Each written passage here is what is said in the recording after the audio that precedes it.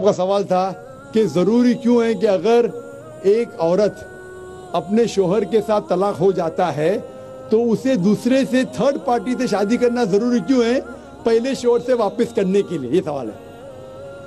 सवाल अभी दोहरा है, जवाब दे रहा हूं मैं। ये लोगों को गलत फहमी है कि अगर मियाँ बीवी का तलाक होता है और अगर वो फिर से शादी करना चाहते हैं, ये गलत फहमी है लोगों की कि उसको तीसरे से शादी करना फर्ज है।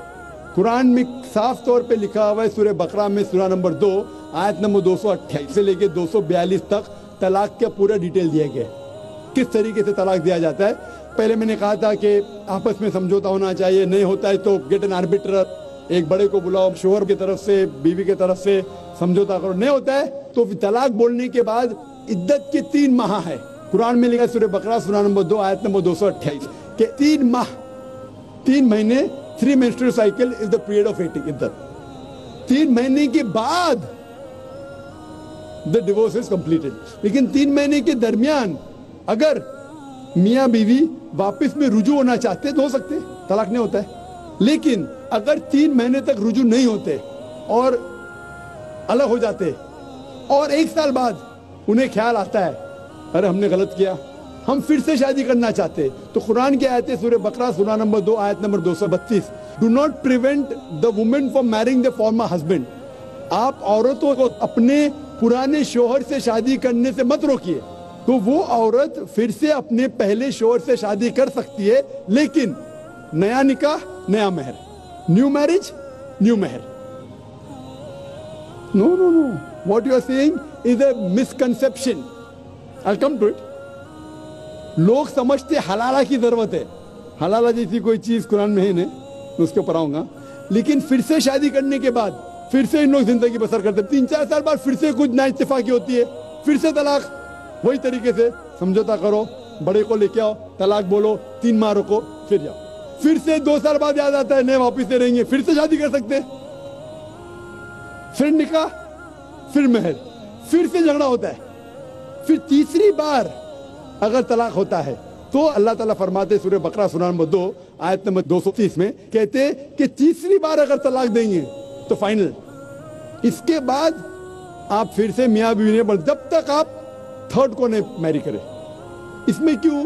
ये शादी ब्याह गुड्डा गुड्डी का खेल थोड़ी है। बचपन में गुड्डा गुड्डी का खेल में शादी करो फिर से तलाक दो, एक दिन में 10 बार शादी कर सकते, बराबर ना? ये जिंदगी गुड्डा गुड्डी का खेल थोड़ी है। 3 महीने लगता है तलाक के लिए, इतना टाइम लगता है। प्राइवेट मीटिंग, फिर बड़े लोग से मीटिंग, फिर 3 माह, फिर जुड़ो प्यार से, एक दूसरे पे कीचड़ मत उछालो, फिर शादी करो। मैंने मेरी जिंदगी में किसको भी नहीं देखा जो सही तरीके से तीसरी बार तलाक हुआ, मैं देखा नहीं अभी तक। 1 बार हुआ देखा होगा, 2 बार, तीसरी बार तो देखा ही नहीं मैं।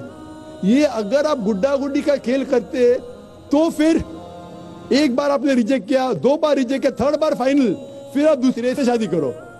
आप प्लान नहीं कर सकते, आप दूसरे से शादी करो और रो। और फिर पता लगा आपको मैं पहले शोहर से नाराज थी, सिर्फ दिन में 6 घंटा देते थे, ये नया शोहर तो 2 घंटा देता है, तो पहला वाला अच्छा। नो, दाल आटे का भाव मालूम पड़ेगा।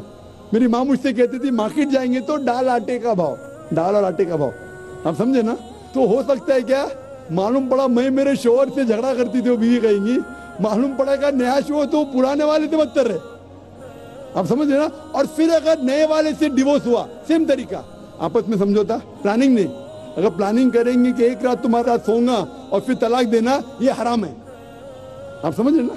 ये कुछ लोग करते हैं, मैं जानता हूँ मुस्लिम माशरे में, वो हराम करते हैं। प्लानिंग करना, तुम्हारा शोहर बनूंगा, एक रात बाद तलाक दूंगा, फिर तुम शोहर शादी करना, ये हराम है। कुछ लोग करते हैं, गलत करते हैं, कुरान में ऐसा नहीं लिखे। तो अगर तीसरी बार तलाक के बाद या पहली तलाक के बाद भी, पहले बार तलाक दिए, दूसरे से शादी किए, फिर पता लगा सही नहीं, तो वापिस जा सकते, आप समझे ना? तो ये जो है जरूरी है थर्ड पार्टी के पास जाना, अगर 3 बार सही तरीके से तलाक हो तो इस्लाम में इतनी छूट है माशाअल्लाह, और इतना सही मजहब है, it's the most practical way of life. Hope that answers the question.